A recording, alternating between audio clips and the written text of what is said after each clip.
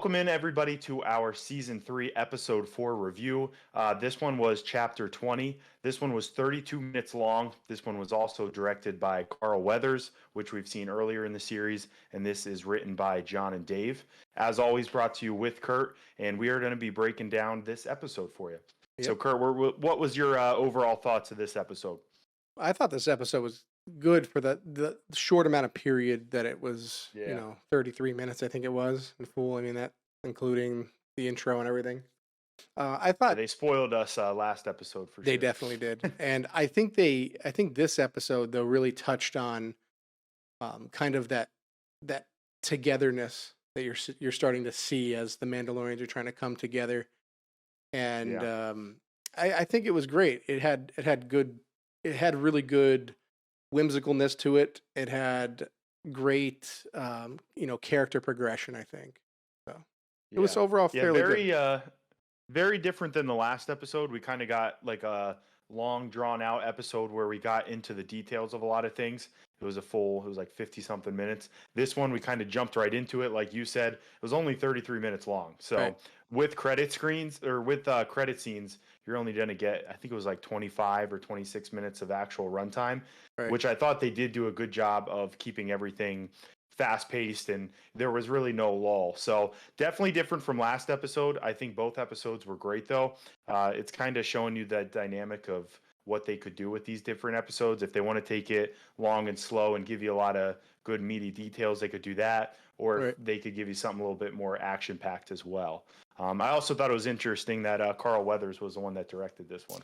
I was actually a fan of him. I was pleasantly surprised that he directed it. I was just actually having this conversation with somebody that Carl Weathers he's up there on one of my, kind of growing up type of actors that I appreciated growing up. And to see him directing it, I think that's really awesome.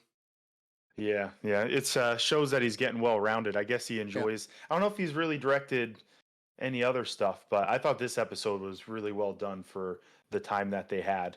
But I guess overall, my other thoughts would just be, I thought it was a fun episode. I think it's one of those ones. It kind of stinks because, this is like our halfway point through Mandalorian now.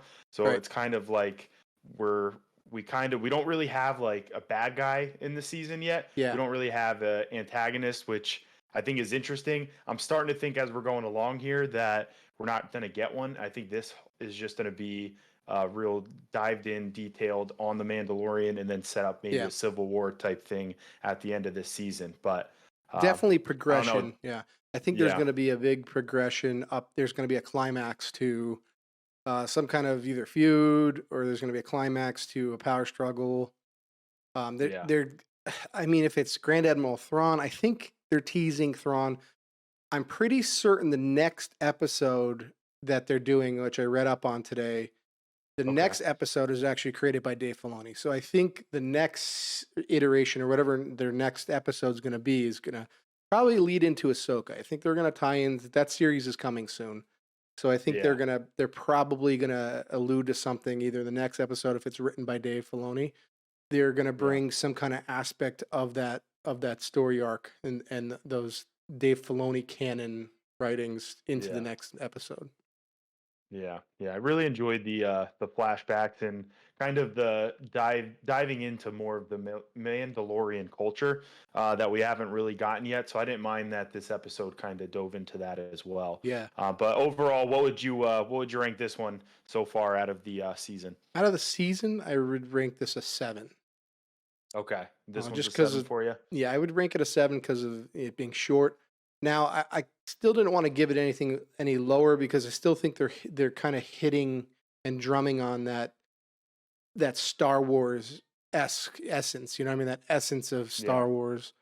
And, they're really driving the story and making you feel involved. Like you're on a quest looking for Paz's son. So it gets me there. I wanted a little more from it because you get to the end of the episode and you're like, well, you want more, Yeah. No, I'm with you. And, I would say, so when scaling 1 to 10, at least for us, like 5 is average. Yeah. And I don't think there's been any average episodes yet, which is awesome. I think they've all been really good episodes, but when you're trying to pick between the different episodes, they're all so good. So Yeah. this one for me, I would give an 8 as well. Yeah. Everything this season has been 7 and 8. Everything's been fantastic.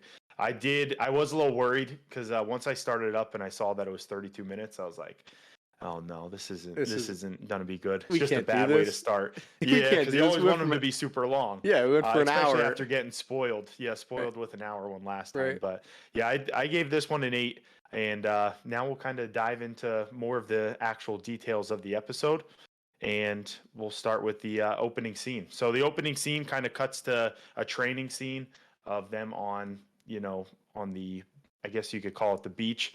All the Mandalorians are out training, and you kind of have a shot of Bo walking through everybody as they're training, and it's pretty cool to see everybody training like different weapons and firearms, and just seeing an actual breakdown of a training session for them. Yeah, I think that was a pretty cool, like they kind of postered how Mandalorians actually, they grow up, and they grow up in this warrior type of tribe. They grow up in this kind of almost like it's like a religion to them to fight. You know what I mean? They're showing you how they train them, and they show you how certain Mandalorians are stronger than others, and it's like kind of like a back and forth battle, but it's also like within respect. It's within respect of the tribe.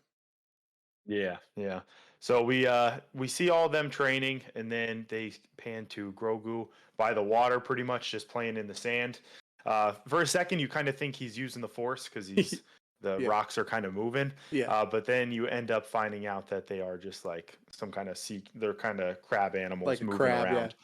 You could definitely tell. You could definitely tell he wanted to get his mouth on one of those crabs. He did. He loves eating. He does.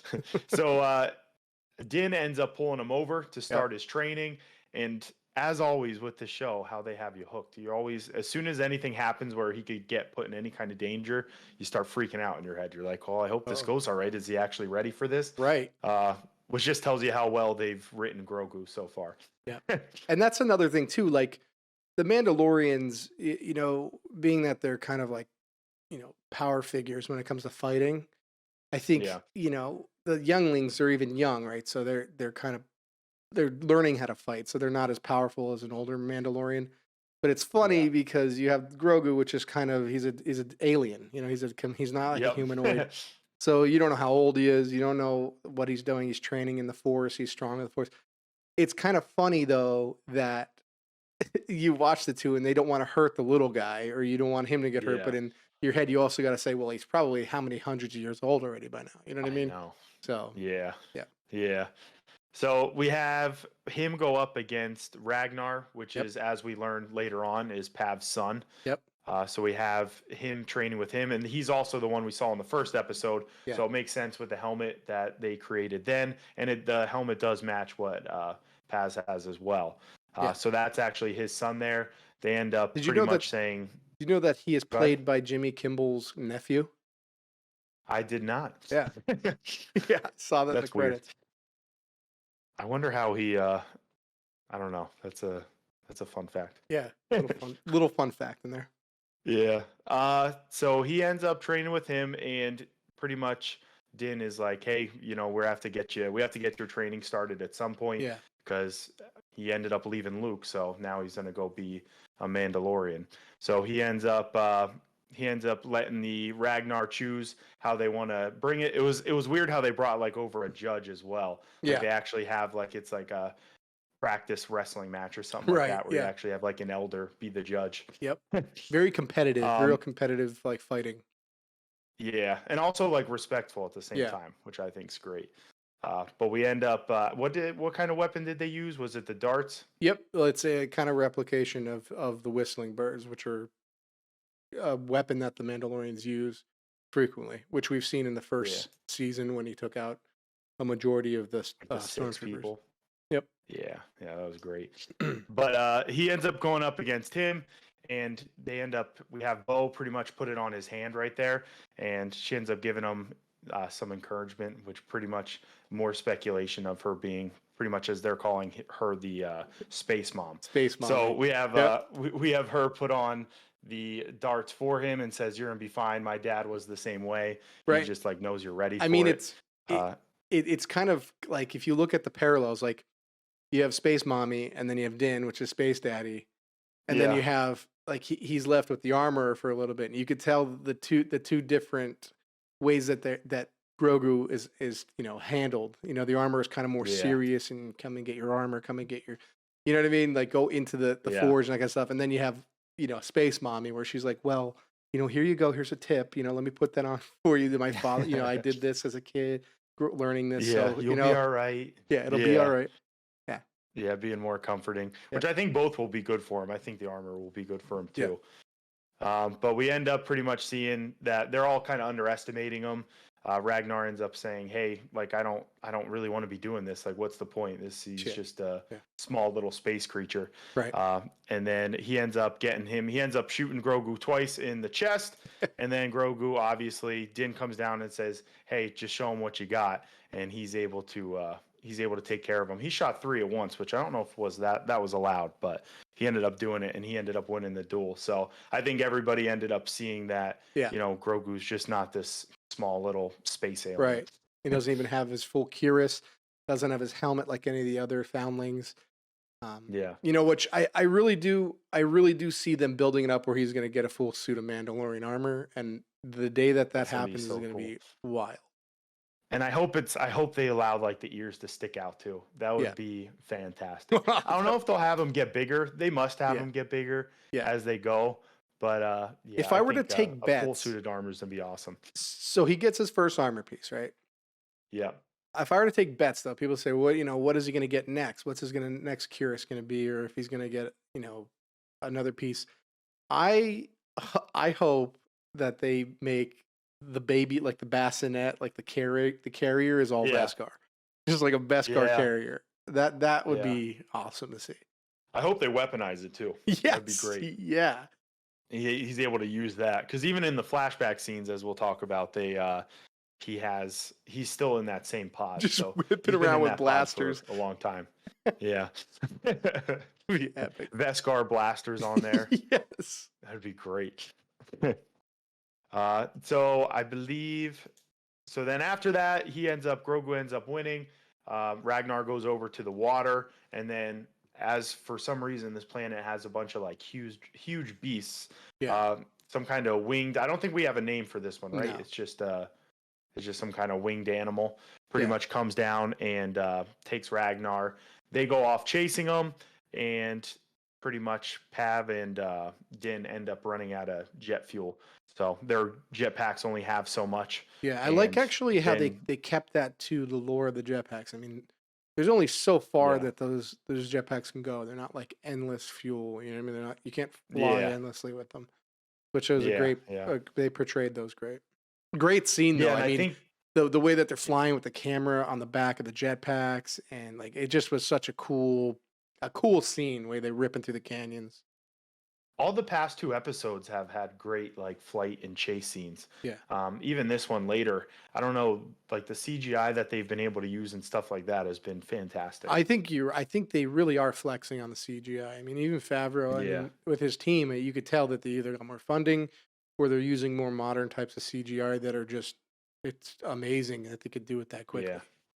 Yeah, it looks great. Like it looks seamless. None of it looks like it's bad CGI. Yeah. But then we have, so once their jetpacks kind of run out, then you see, you have Bo that comes over, and it's where the opening scene is, which was an amazing shot, by the way. It's probably one of my favorite shots of Mandalorian, is her fly. You see the winged beast flying, and then her in her ship flying after him, with the sun in the background. It's very reminiscent of Luke Skywalker filming style that they used, on Tatooine, where you see the land speeder and you see the heat, and you see the distance as the land speeder's moving. Definitely George Lucas inspired shots there. Yeah. And I think she brings a kind of new and cool element to it too, because none of them, they would have just ran out and that would have been it. They wouldn't have been able to get the kid back. So the fact that she thought to like jump in her ship and go after and track it is something they're not used to doing. So I feel like that's bringing a different kind of energy to what they, how the Mandalorians usually definitely. do things. definitely a parallel, like you're saying. You have like these kind of super culty type of thought processes. Let's fly our Yeah. jetpack. Maybe they don't have any ships. I haven't seen Yeah. anybody else's ship other than Din's and the Gauntlet. So it was Yeah. that was a power move. Definitely thinking outside of the box to follow it, which I mean Yeah. it took Bo to do it because she's kind of seen every kind of scenario, growing Yeah. up. Her first thought wasn't to chase. She kind of knew that they probably weren't going to catch up. So Yeah. she followed kind of as backup in that. Yep. So that's the whole opening scene there. And then from there, you pretty much have Bo comes back and says, "Hey, I tracked down where the layer is. I stayed at a high enough altitude." It's Right. interesting how they have to they can't use their normal means of things to It's very smart, the track this thing creature. down. Yeah, the creature is Yeah. very, evasive. It's a good hunting creature. And they obviously know that because they have to hunt back now. But I think one of my favorite shots was them with the hollow projection inside Yeah, of that the was cool. gauntlet with the armor, Paz, Bo, and Din. Yeah. It was phenomenal seeing that. Yeah, it was kind of cool saying. I kind of like that they have like different subgroups as well, Yeah. or like different missions that they have to do. Yeah. Like I think she said was it the Shurok training team? Yeah, or the Shriek Hawk training team, that. but that's a callback to, Paz and basically those older episodes of, like where they used the Mandalorians and they used the Shriek Hawk training team Yeah, a lot. yeah, but apparently they have different teams and different subsets for different missions that they have. So Yeah. you're able to send certain people out and keep certain people back to Yep. protect the base as well. So they end up coming up with a plan pretty much on how they're going to be able to get the creature. They're going silently. I know she talked about this was something that she has done before, Bo. So she was kind of going to be the lead on this mission as Yeah. well. Yep. So after that, they end up flying off, and then this is where we have our little third scene of the episode where the armor and Grogu get to spend some time together. Yeah. What were your thoughts on this scene? Yeah, I thought this scene was definitely needed because I mean he's a foundling now, and I think that they're kind of like they said they're showing how the baby's kind of has post traumatic stress from being slaughtered by Order 66, or all the Jedi's being slaughtered by Order 66. Not supposing him, but it's cool that he's doing the parallel to that, and he's kind of trying to make home here. You know what I mean? And I think that there's a little bit more symbolism there, which they're going to probably lead into kind of telling a little bit more of the story going forward. You know what I mean? Yeah, yeah. Because he's I frightened. liked, He's very frightened. What'd you think of who was actually there? Because I know it's always been a big debate on like who got Grogu out. Yeah. Since like the first flashback. Yeah. Were you kind of okay with who they used for it, or were Yeah, you kind of I mean- expecting somebody else? Yeah, I mean so it's weird. I was kind of talking about this before the series started. It was like the week before this season came out, and I was talking about Jar Jar Binks, and I was talking about it's Ahmed Best. So I was talking about his character and Jar Jar because it was a big problem with inside the Star Wars universe where he was just clumsy. Nobody thought he made a good place. But they, Lucas kind of had other things, and there was kind of like theories that there was Darth Jar Jar. And if you look up certain things with Darth Jar Jar, it sounds frightening. It was a very frightening aspect because he was this goofy character that would have rose to power, which his story arc was kind of interesting because Jar Jar did rise to like a pretty political power within Naboo. Yeah. And it was basically how the Chancellor and how Palpatine rose to power, right? So I thought it was really cool though, because it was kind of a redemption style character using him. And when they opened those doors, I was like, damn it. I thought it was cool. People don't like it. I think he's a great actor. I think it's pretty cool that they're using that character as well from that story, which was they didn't just lose it to some like little side spinoff.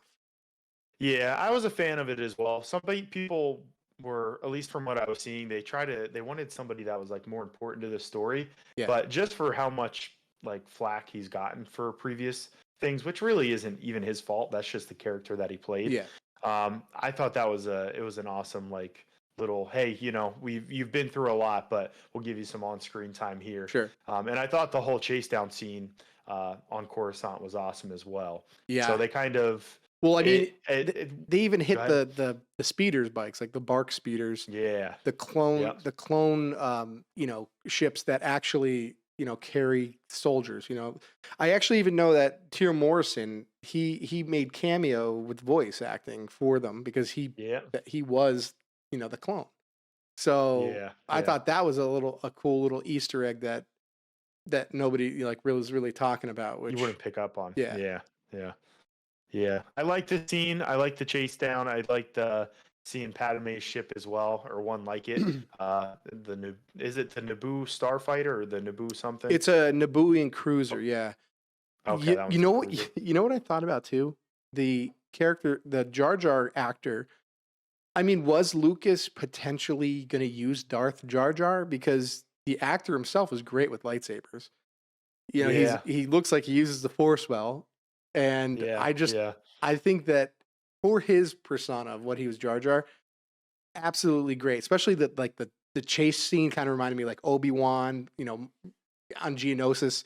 There's just so many things that kind of that go back to it, because he's racing around on Coruscant, trying to get away from these commandos that are trying to kill him for Order 66 by the Emperor. And there's just so much to it, and it's cool that they're tying in Baby Yoda to these timelines, because they're building that up to something bigger. I don't know if he's just going to be a part of the whole thing going into a later type of trilogy that they're going to make, but there's some big things in here that I found to be awesome.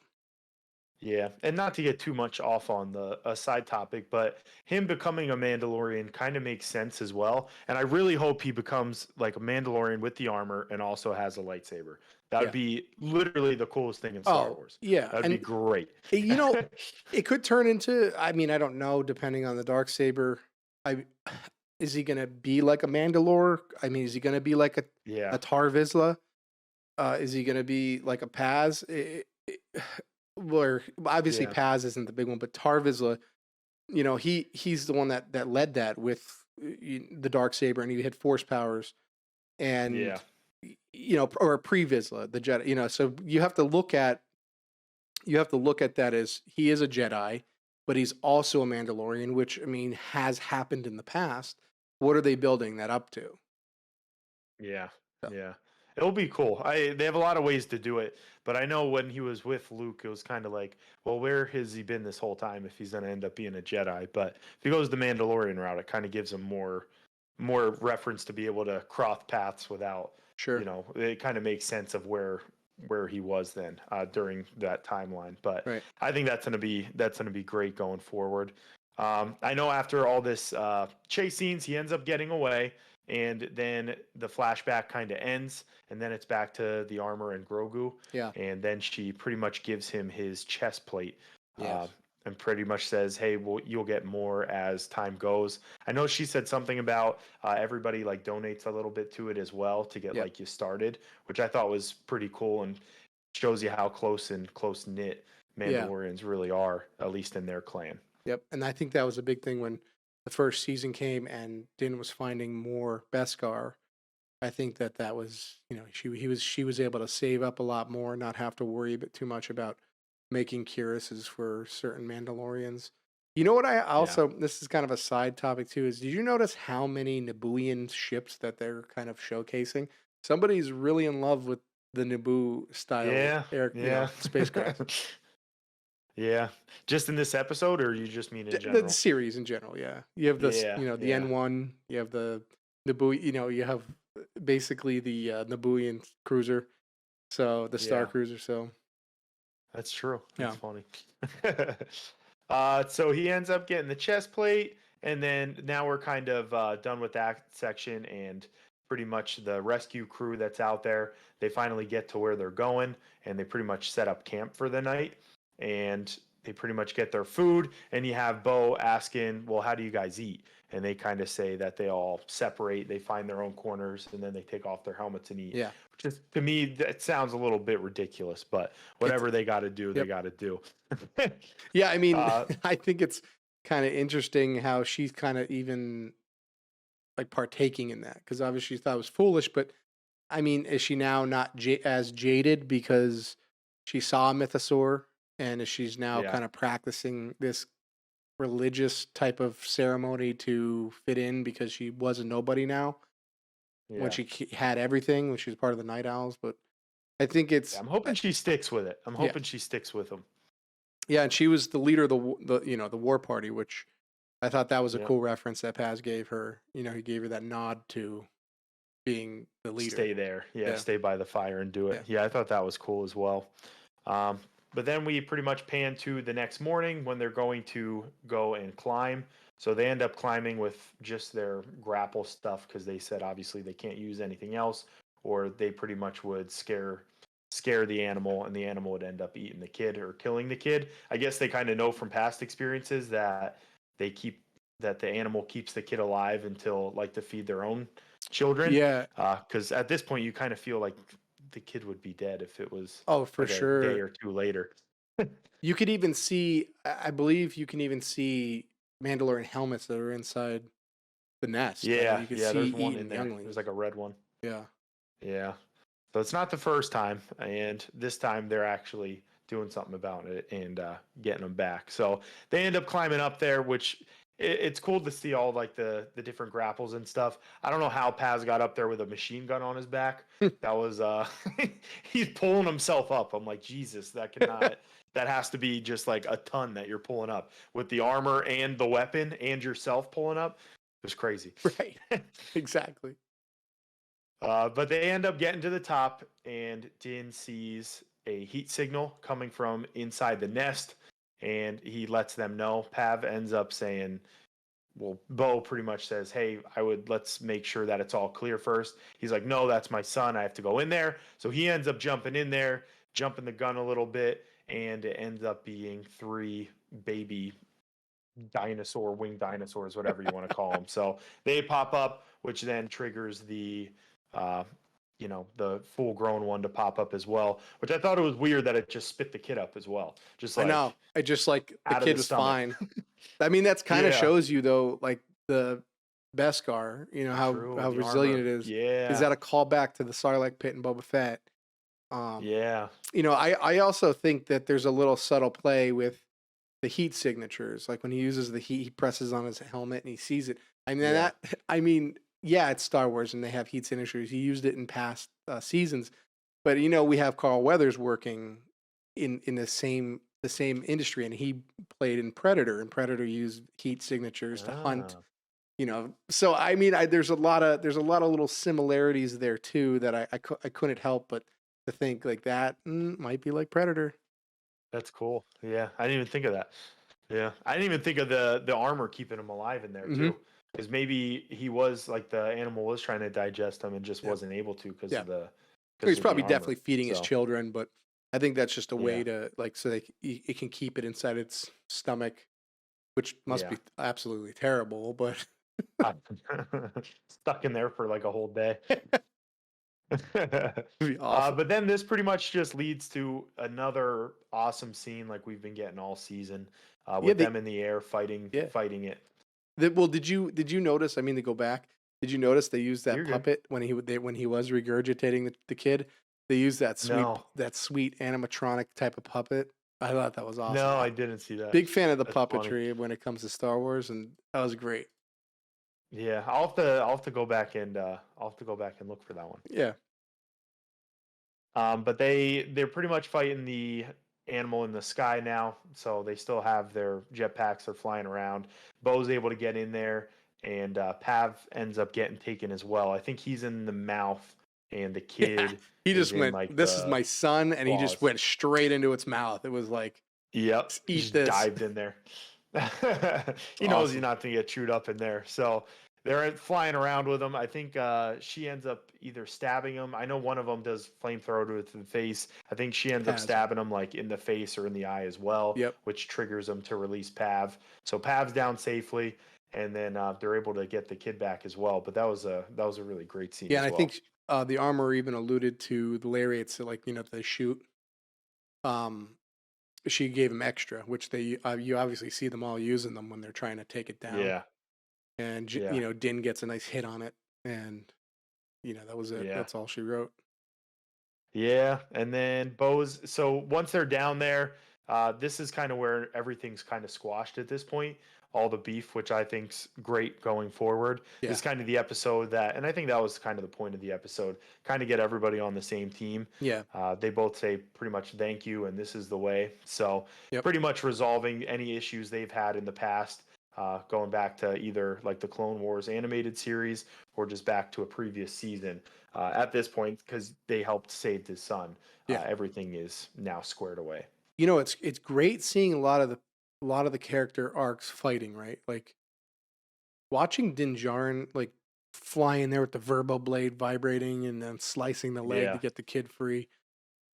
Yeah. I don't know. It's such an awesome way to see some of the characters, but Din's character is just so like fearless and just right front up. You know what I mean? Like, let's just jump right into it. And I mean, most of them are. I mean, Paz did. He jumped in its mouth, and Bo did the same thing. Like, I just think that it's such a cool way to watch it. Yeah, they're saving a foundling, but Star Wars never really showed that type of like heroism, I think. You know what I mean? Yeah. No, that's a good point. I agree with you on that.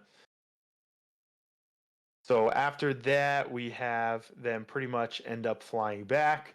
They end up landing, and you kind of have the armor says, "Okay, Grogu, let's go say hi." So I think she really like took him under her wing as everybody was gone. So I think they're gonna have a really good relationship going forward as well. Definitely. But everybody ends up coming out, and the two things, like the biggest two things that I saw, were just the armor thanking Bo for what she did, and pretty much stating like this is the highest honor that you can, is saving a foundling, because it's a very high mortality rate with the kind of business that they're in, Yeah. and they don't have a lot of Mandalorians, so those kids are more precious than more senior ones, even, because that's the future of the Mandalorian. I mean, so even like that's why it's such a high honor. especially foundlings too. Like, they don't really have their own, which is kind of interesting to me. How Paz had his son.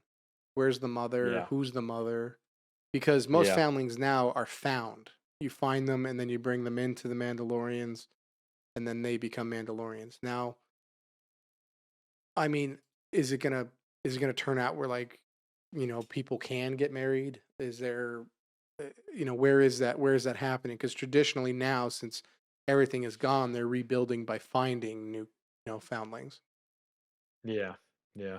It's a good point. And then we have the three animals that come out. They'll be interesting to see. They ended up taking the babies back from the nest, and they're going to raise them as their own. Yep. It'll be interesting to see if Grogu has a big part of this, Yeah. just with his like being able to tame animals. His beast So it'll be taming interesting skills. his beast taming. It'll be interesting to see if he gets used for that with those three, or what becomes of those three creatures. So Yeah. I thought it was exciting to see them bring more creatures back, because they're just kind of growing their fleet of what they're going to have to work with. Yeah, it's kind of like what they're building up. it's kind of like Boba Fett and the baby Rancor. Yeah. Yeah. They're going to probably use those. Maybe they don't have ships, but they can use them to fly around this, new settlement that they have. Yeah. This is kind of harkening back to like the Mythosaur again. Someone's going to probably end up riding that thing. And, this is just showing that the Mandalorians do use these beasts as, ways to, be a foundling. They're trying to say it's like a part of them. You know what I mean? Yeah. Yeah. Yeah. So then final scene, we have Bo. She pretty much had her side armor knocked off. And in this instance, the armor's building it back up, or making a new one for her. And she ends up asking, "Hey, can I have a mythosaur as my on the plate?" Sure. Which I think is pretty cool, because now she'll have the owl on one side, and then she'll have the mythosaur on the other. Yep. And that mythosaur, she even said, this is for every Mandalorian, and it's not just your crest. Like, hers is the night owls. And it's interesting that she like it's funny. It's funny the parallel here how the armorer was so so into the fact that Mandalorians have to be following this creed. You can't take your helmet off, but there was this skepticism that the armorer even had, thinking, "Hey, you saw a mythosaur? I don't know about that." Like she didn't believe her, even though Yeah. she Yeah. saw it. You know what I mean? She's gonna have to prove it. She probably will prove it at some point, but I thought that was kind of interesting too. It's like there's like hypocrisy amongst everybody. Of course, she doesn't learn her lesson from the first time, thinking like doubting Din. Right. But I thought it was interesting that she even brought it up at all. I thought that was Yeah. something she was going to keep secret Yeah. for herself. But the fact that she felt comfortable enough to like ask her about it and not even talking to like Din first, I thought that was an interesting way for her to come out about it, Yeah. because I thought she was just going to keep it a secret the whole time. Yeah. She ended up telling the armorer over Din. And I thought Yeah. that was interesting too. It's almost like a confession. You know what I mean? Like she's telling somebody Yeah. that's not going to tell somebody else. But she didn't even. She kind of shrugged it off, like, "Well, mythosaurs don't really actually exist. I mean, it's Yeah. not a thing." Yeah, I thought that was going to start something. Unless she's just playing it off like, oh, that was just something you were imagining. And Yeah. then she tries to go take it for herself. But it kind of seems like everybody's on the same page. So I'm kind of hoping it stays that way. And they end up getting the mythosaur together and using it together against somebody else. But like we talked about in the beginning, there's still no definitive bad guy or villain in this season. So it'll be interesting to see how the last 4 episodes wrap up. Yeah, like I said, I think you're probably going to see it run into Ahsoka. There's got to be it's got to be Thrawn. I mean, who has I that amount cannot of wait tie for that interceptors? Ahsoka series. Oh, it's going to I'm be very amazing. excited for that one. Like, Very excited. who has that many tie interceptors and tie bombers? Just hey, let me just send out a fleet. I don't know. I don't know why they were after her either. So it'll be interesting. I think we'll kind of have that build up till like episode 6 or so. Yep. And then like we've seen already, like you were saying, that they'll integrate them all. We've already seen in Book of Boba Fett, the last 3 episodes of that was like pretty much just the Mandalorian episodes. So do they do that where the last couple episodes is tied in with Ahsoka, which Right. then it goes its separate way that way, which I think would be cool. I don't mind that they're keeping them all. Like I know Book of Boba Fett, you'd rather be its own thing. You kind of wanted to see that it go out that way, but we missed Mandalorian that year, so that was the year that they skipped. So I personally didn't mind how they did it. Yeah. No, yeah. And I think like it is nice to have like a little intermezzo. It changes the palette, changes the story. Yeah. I think it'll be cool though because of Ahsoka.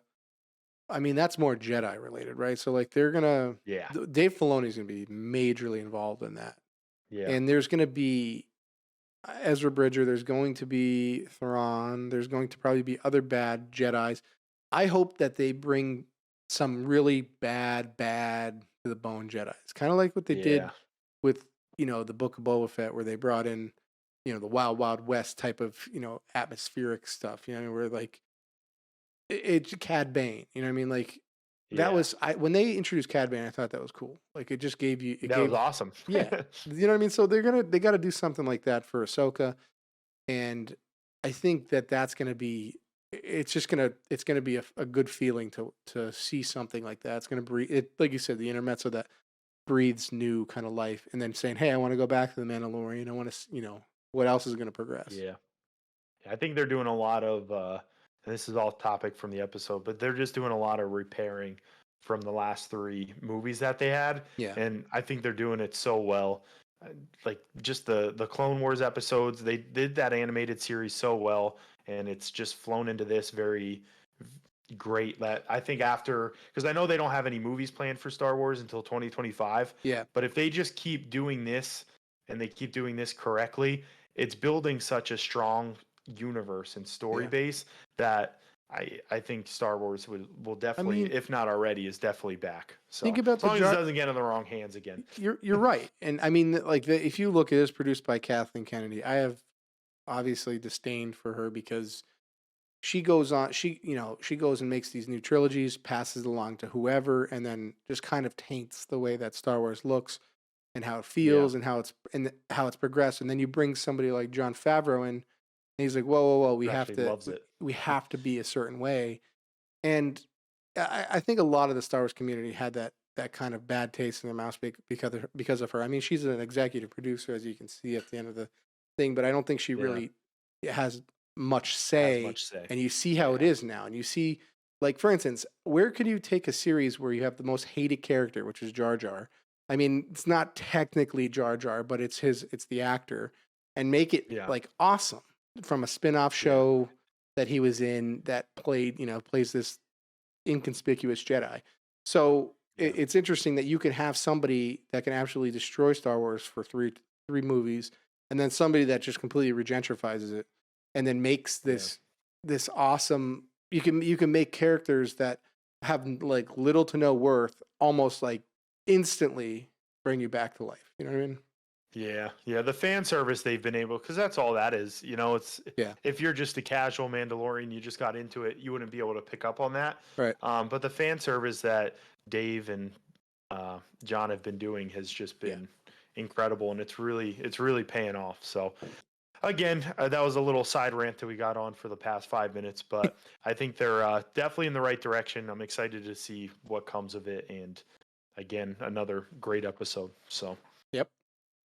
Any other final thoughts on this one, other than it being short? Overall, good. Yeah, I I mean, think we pretty I much think my covered final everything. thoughts were I really enjoyed seeing like lightsabers, and Yeah, I really enjoyed seeing old school vehicles as well, like the Bark Speeder. I yeah, like seeing the clone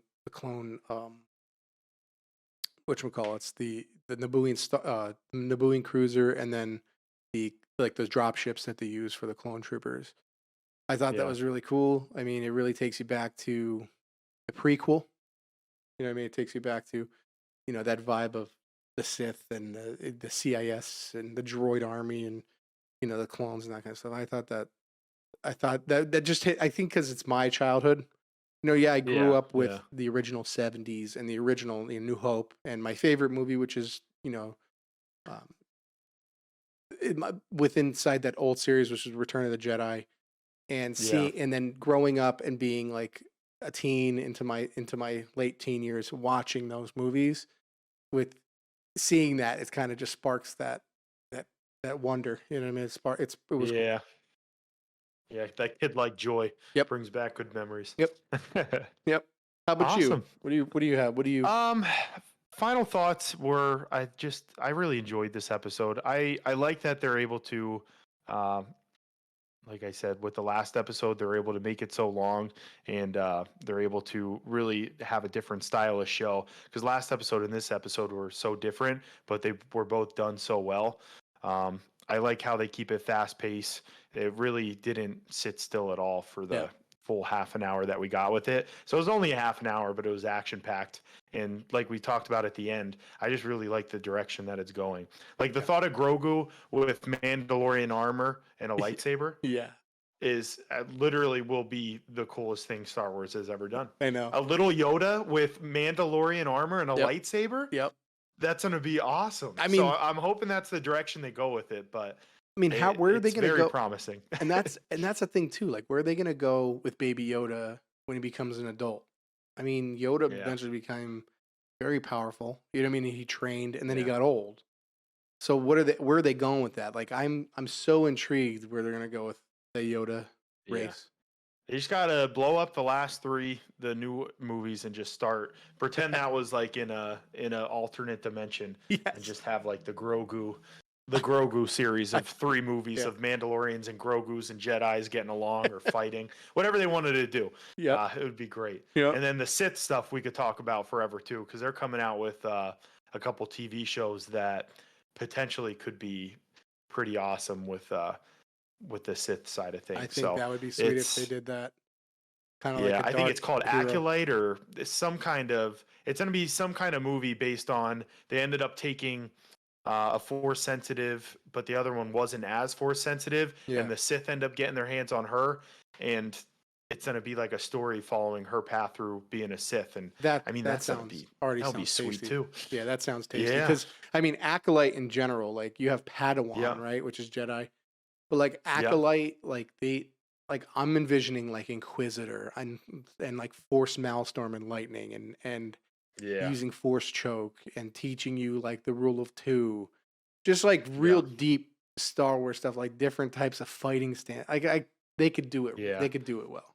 If they want to actually go in and sink their teeth in on it, which I think they will, as long as Dave and them have their hands on it, it's gonna be awesome. So I'm just very excited for the future and to wrap this one up and then to get into Ahsoka as well. Yep. So a lot of good content coming. Definitely.